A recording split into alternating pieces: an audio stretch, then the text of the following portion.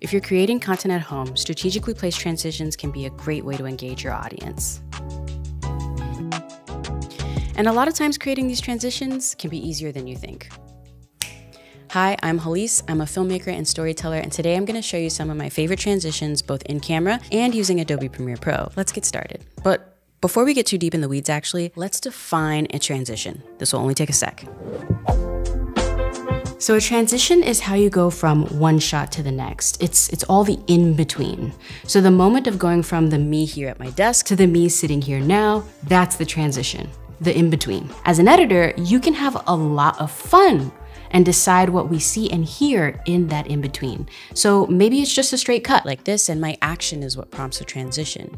Even this, a basic cut, is still considered a transition. It can also be an effect that you create using your camera, like what I just did, pushing the camera away and reorienting myself in a new space. Finally, it can also be a built-in transition effect like a swipe or a push that you create completely in Adobe Premiere Pro, and you do not need your camera at all to achieve it. Whatever it is, they all count as that space in between, and how you decide to move from one shot to another.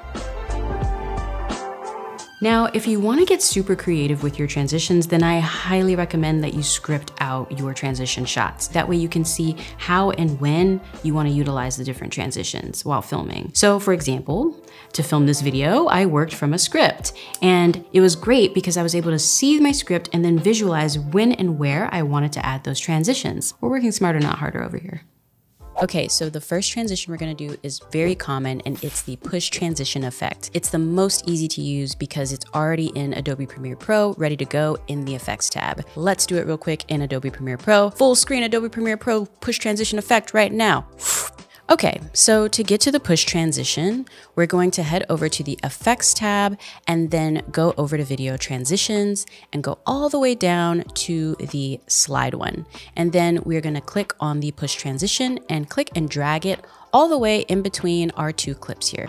Once we do that, we can see that the push transition is more or less in effect. By the way, in the Effects tab, there are a ton of video transitions. I'm just showing you the push one right now, but you can explore all the different transitions that are available here and experiment and play around with them. So here's our push transition. We've added it to our clips. Something you can do is you can change the duration of how long your push transition takes. So I'm gonna shorten it a little bit. And something you can also do with your push transition is when you actually click on it, you can go to the Effects Controls tab and play around with the direction and duration. So sometimes you can be pretty pleasantly surprised by adjusting the alignment of the transition to make it look a little different, but I'm gonna keep mine in the center for now. Okay, so this isn't bad, but we could actually make it look a little bit better just by adding an adjustment layer and throwing on some directional blur. So let's do that real quick. So to create a new adjustment layer, you can just go to File, New, Adjustment Layer. And usually the new box that appears is essentially everything that is in the active timeline, so just hit OK. Once it's there, you can click and drag and put it right on top of your clips. I'm going to shorten it by just highlighting and using the cut tool to just get rid of it. Now, with our adjustment layer selected, what we're gonna do is we're gonna go to our effects again, and we're gonna go all the way to the direction blur. And I'm just using the search bar because it's faster, but as you can see, it's under Video Effects, Blur and Sharpen, Direction Blur. And we're gonna click and drag it onto our adjustment layer. And here's where it gets kind of fun. So with our playhead right in the center of our original push transition and with our adjustment layer selected, we're gonna go up to the effects controls, and under blur length, we're just gonna make it epic. Now, as you can see right now, the blur is actually going vertical. So what we're gonna do is we're going to adjust it to be the direction we want, which would be roughly 90 degrees because we're going left to right, right to left, etc. So once we do that, now we're gonna make some keyframes real quick. So right now we're gonna hit our blur length and have a keyframe start right there. And then right as the push transition is kind of starting, we are going to hit another keyframe and bring it down to 0. And then likewise, right around where the transition ends, maybe a little before, we'll see what it looks like afterwards. Put another keyframe and put that back down to 0 as well. And then let's play it back and see what we got. Yeah. So as you can see, it made it feel more realistic by adding just a smidge of that blur ramping up and coming back down. Now let's add our whoosh effect right under it to really sell it and see what we got. And there you go, a simple push transition, doctored up a little bit more to make it look really cool, and I threw in some sound effects as well. You're welcome. So one of my favorite transitions to incorporate into my stories is the match cut. A match cut is when you take elements from the first shot and you incorporate them into the next shot as well. So for example, it could be the same prop, the same movement, or even the same sound that you hear, or a combination of all of them. So far in this tutorial, and also this is like one of my favorite match cuts to do, I've snapped. And I like doing it because it combines two different elements from the previous shot, the action of me raising my hand and the sound of the snap itself. And it's incredibly easy to cut the two shots together in Adobe Premiere Pro, so let's head right into it. Okay, so here's a shot from the intro, and you'll see I'm going to try to find right where I snap my finger, and then I'm gonna put an out point. All right, so right there is where I snap my fingers, and I'm gonna hit the O key on my keyboard, which lets me create an out point in my source monitor. Then I'm just gonna go a little bit forward to there and drop it into my timeline. Now I'm going to go to my next shot where I also snap my fingers and do the same thing. So let's see, I think it's here-ish. Okay, so there was my snap, and I'm going to hit the I key on my keyboard again, which creates an in point, and perfect. And now I'm going to drag and drop that into my timeline as well. Then I'm going to zoom in, because the thing that makes the snap work is actually cutting on the snap sound effect that you hear. So I'm going to make sure that I can see my waveforms, and I'm just going to stretch out my audio track a little bit more so I can really see when that snap is happening in the waveform. Now, if for some reason you don't see your waveforms in your timeline, then all you have to do is go to the little wrench here in the timeline, and then just make sure that Show Audio Waveforms is turned on, and then you'll start to see them. What I usually like to do, I like to have it happen right on the snap, so that way it's a really like even match cut and it just feels a little more organic. So what I'm gonna do is I'm gonna zoom in a little bit more by hitting the plus key on my keyboard and going right to the actual snap part. And then I'm gonna drag over, and I'm just gonna like be right on top of it. Boop, like that. Let's see what happens. Nice. Now, the way to take this a step further, because we kind of technically heard two snaps there, is we could either separate these clips from each other by hitting Command L, Control L on your keyboard and creating what we call an L cut or a J cut, actually overlapping them a little bit like so. The sound that I have of the second clip of me snapping my fingers is actually what you hear while the first clip is playing. This method is called a J cut. So you'll see it makes an actual J right there. And again, that just helps the match cut be a bit more smooth. So let's play it back and see what it looks like and sounds like. Creating these transitions can be easier than you think. Hi, I'm Halise. I'm a filmmaker. That's a match cut. Now, my third favorite transition is the whip pan. Something that can be a little bit difficult about incorporating whip pan transitions into your videos is that you kind of need a plan beforehand and remember which direction you're whipping and panning from. I have to think critically, okay, I'm going to now take the camera and bring it into frame so that you see me. And then in the next shot, I want to make sure that when I'm whipping out of the frame that I take my same hand and push it away in the next direction. Again, it creates this seamless flow so that way the whip really makes sense. And then to edit them together is actually really easy in Adobe Premiere Pro. So the first thing we're going to do is we're going to find where I whip the camera out of frame, put an in point, and then I whip and create an out point really quickly, drop that into our timeline. Now let's zoom in, and then we're going to go to our next shot where I'm going to whip into frame, create an in right where it starts. Perf. Super rough, but let's just see what we've got so far, and then we can start making adjustments accordingly. All right, so I already need to adjust this very quickly. The thing to do is to actually cut right when it's incredibly blurry like this. So I'm gonna get that one, and then now we're gonna take our second clip and try to follow, yes, right here, and then get rid of it, and now combine them together. What do we got? And there you go. That is the whip pan effect. Really smooth. But for the sake of this video, here's how you can make it a little better if you still feel like your whip pan's a little wonky. The first thing I'm gonna do is I'm gonna unlink my audio and my video clips by hitting Command L, Control L on my keyboard. And then I'm going to enable my transition bracket and right click. When I do, I'm going to apply the default transition, which is actually just a cross dissolve.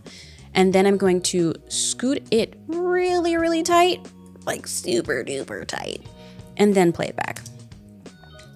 That also will help your whip pan just feel way more tight and like really, really work better. If you ever feel like your whip pans are like you just can't quite seem to try incorporating a quick little cross dissolve right where the two tracks meet in that transition and see if that helps. Now, the next thing we can do, if you really feel like maybe your whips, you weren't whipping back and forth quite as fast or as nice as you would want, remember that awesome adjustment layer we created before earlier in this video? You can actually take that same concept, Command C, Control C, throw it on top as well to really reinforce that whip pan idea. Now, all you need to do is make sure that your directional blur is lining up exactly where you want it to be. So you see right here, it's right there. So I'm gonna hit M on my keyboard, which will make a marker. And then I'm just going to scoot it up so that way my M matches directly. And then now let's see what we got. Yeah. So the last transition I'm going to show you in this tutorial video is the first transition I technically did in this video.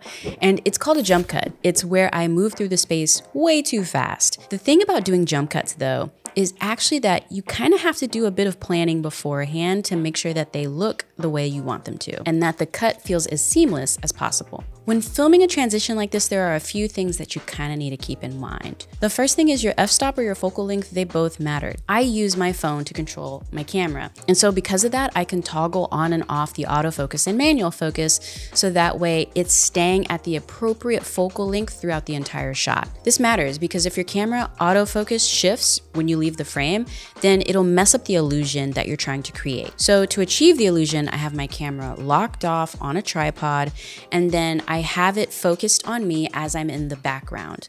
Then when I leave the frame, I switch it to manual focus so that way it doesn't change. And I come into the foreground, reset, and right when I'm about to walk in, I switch it back to autofocus to catch me as I pick up. So once you've done this a million bajillion times, you then hop into Adobe Premiere Pro and try to find the best one because it's just a simple matter of cutting. All right, so here's the version where I'm walking in the background.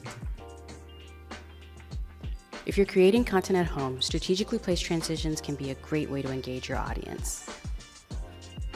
And then I put an out point right when I was walking out of frame. Let's just drag and drop this into our timeline. Perfect.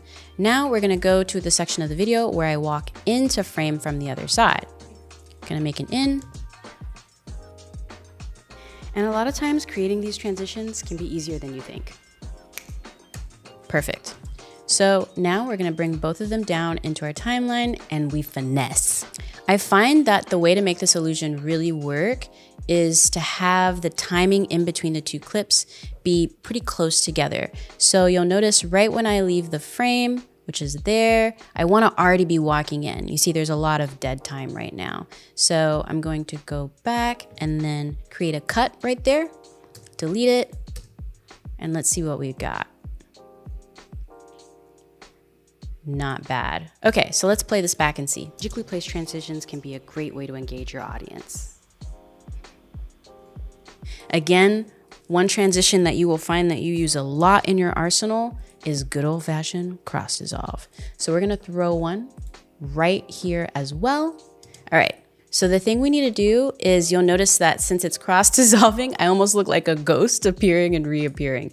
Let's adjust our cross dissolve to be pretty tight. Okay, let's see what we got. These transitions can be a great way to engage your audience.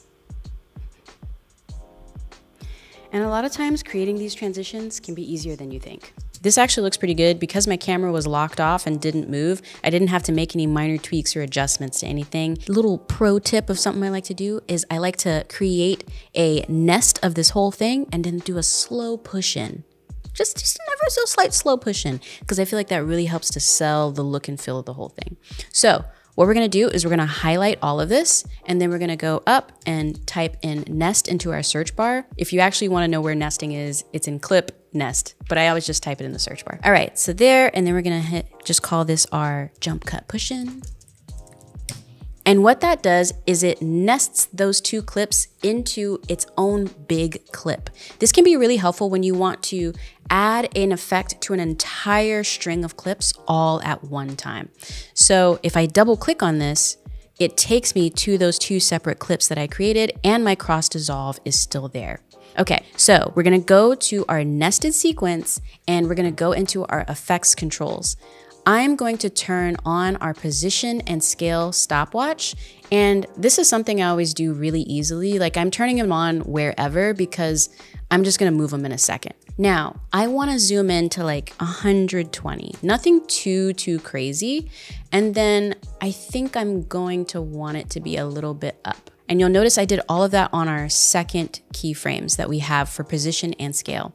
Now I'm just going to highlight both of them and stretch them out to where I want them to go, which I wanted to start and end, beginning and the end. And then now let's play back what we have. Ready? If you're creating content at home, strategically placed transitions can be a great way to engage your audience. And a lot of times creating these transitions can be easier than you think. Ta-da! And so you see, just like by having a simple little push in, it kind of removes people's focus from the trick that you're doing and has them focus more on what's actually happening, the moment you're creating, building intrigue. And there you have it, some of my favorite transitions for filming at home. Try them out and hopefully they'll help you adjust your perspective on your space. Are there other transitions you can create? Definitely, without a doubt, which is why you should subscribe to this channel. And in the comments below, you should let me know what you want to learn next. Again, I'm Halise, a storyteller and filmmaker endeavoring to persevere as always, and I'll see you when I see you.